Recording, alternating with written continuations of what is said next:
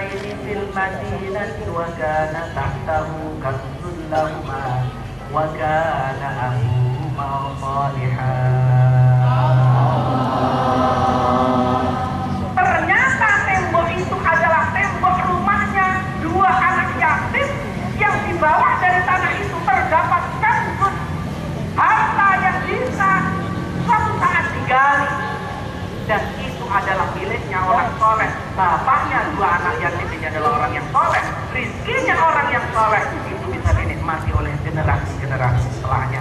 Makanya rizki yang diawali dengan suatu hal yang baik, maka akan didukung bi amwal. Tidak hanya itu, orang yang nomor 3 yang bingung bikin anak gak jadi-jadi juga dijawab sama Allah Subhanahu wa ta'ala, wabanin, dan keturunan-keturunan. Karenanya para hadirin yang dimuliakan oleh Allah Subhanahu wa ta'ala, ini sekarang identitas bangsa yang hilang. Identitas merasa salah, identitas merasa punya dosa, identitas merasa dirinya kekurangan amal yang soleh. Ini identitas bangsa yang hilang. Sehingga bangsa kita dicoba oleh Allah Subhanahu wa ta'ala dengan berbagai macam cobaan. Menuduh kesalahan orang lain hari ini adalah menjadi kegemaran bangsa kita yang harus kita hilangkan.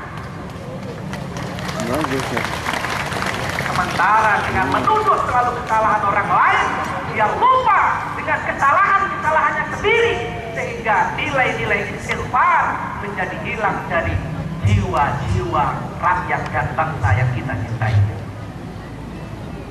Istighfar hakikatnya hanya ngaku merasa bersalah, dan itu menjadi semua kunci segala kesuksesan kehidupan kita. Tidak hanya sekedar 3 manfaat itu saja. Istighfar bisa menjadi kunci menyelesaikan suatu persoalan yang secara logika tidak mungkin terjadi. Secara logika tidak mungkin terselesaikan. Persoalan pribadikah itu, persoalan keumatankah itu, persoalan kebangsaankah itu. Makanya malam ini kita paksakan harus Lailatul Istimewa dibuka dan mengundang semua elemen bangsa dalam rangka biar kita menjadi pribadi-pribadi yang merasa punya kesalahan dalam kehidupan. Nabi Yunus ibn Matta alaihi salam sudah dimakan oleh ikan yang namanya ikan nun. Wa dzannuni idh dhahaba mughadiban fawanada fil dhulumat. Dalam kegelapannya, kalau secara logika manusia sudah dimakan ikan, ikannya masuk ke laut, logikanya hidup dari mana? Tapi ikan nun tiba-tiba pinggir, tiba-tiba mangap, Nabi Yunus keluar. Apa resepnya kok bisa seperti itu? Ternyata Nabi Yunus ibn Matta dalam kegelapan yang ada di dalam perut ikan tersebut tidak tinggal yang namanya istighfar, dan istighfarnya Nabi Yunus ibn Matta kita kenal di dalam Al-Quran dengan kalimat La ilaha illa anta subhanaka inni kuntu minadh dhalimin. Pengakuan kesalahan pribadi. Padahal Nabi Yunus gak punya kesalahan, orang Nabi dan Rasul itu maksum. Nabi Adam alaihissalam,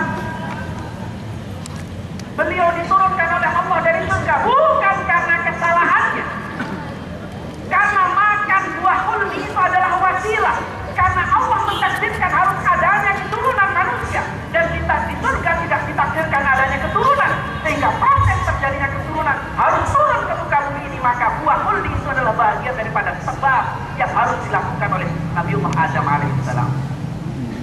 Makanya Imam Qadiriyah mengatakan, "Lau kuntu Adam, la akaltul khulda kullaha." Andaikan Adamnya itu saya, pohon khuldi yang ada di surga saya makan semuanya. Kenapa? Karena itu bagian daripada asbab. Lau kuntu Adam, la akaltul khulda kullaha. Kemudian kenapa Nabi Adam mengatakan Rabbana walamna anfusana wa illam taghfir lana wa tarhamna lanakunanna minal khasirin?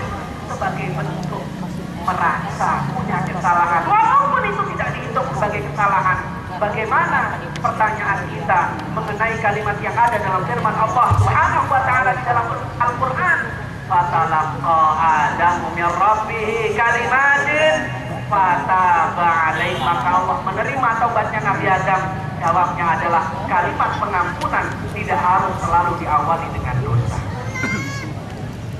Makanya ada dalam hadis disebutkan tentang fadilah awal waktu salat, di mana Rasulullah SAW bersabda, awalul waqti ridwanullah wa akhiruhu afwullah. Awal waktu itu adalah keridhaan Allah dan akhir waktu adalah pengampunan Allah Subhanahu wa taala. Pengampunan bukan berarti harus diawali dengan perbuatan dosa. Kalau namanya istighfar itu harus diucapkan bagi orang-orang yang berdosa saja. Berdosa apakah junjungan kita Nabi besar Muhammad sallallahu alaihi wasallam yang dalam riwayat yang sahih yang semuanya hafal, dalam setiap hari, setiap malam beliau tidak pernah kurang 70 kali bacaan istighfar. Itu adalah sebagai bentuk pendidikan buat kita.